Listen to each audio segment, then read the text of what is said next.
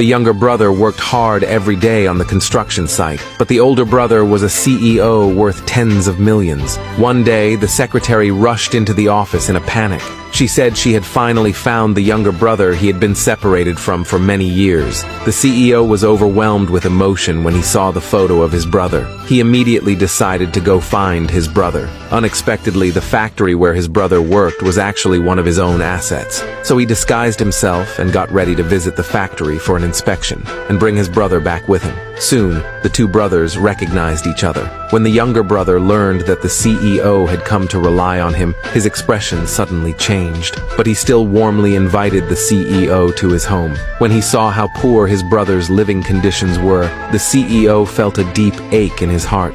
It turned out that after the brothers were separated, the younger brother had lived alone. His wages barely covered basic needs. Seeing this, the man proposed taking his brother away from there, but the younger brother said he was used to living there. He didn't want to leave. Instead, he asked his brother to stay and live together. Before the man could say anything, the younger brother ran outside. Soon, he came back carrying an old hen. He said he wanted his brother to work with him at the factory. On the way, the younger brother said that although he had no abilities, he would never let his older brother suffer. Soon, the two arrived at the factory. The younger brother handed the basket to the factory manager. It was only then that the man realized the hen was a bribe his brother had used to get him a job. After much pleading from the younger brother, the manager gave the older brother a relatively easy job. Just as the younger brother was leading the man away, the manager found cash hidden inside the basket. The man shouted out immediately upon seeing this. It was only then that he truly understood that the job had been bought with money.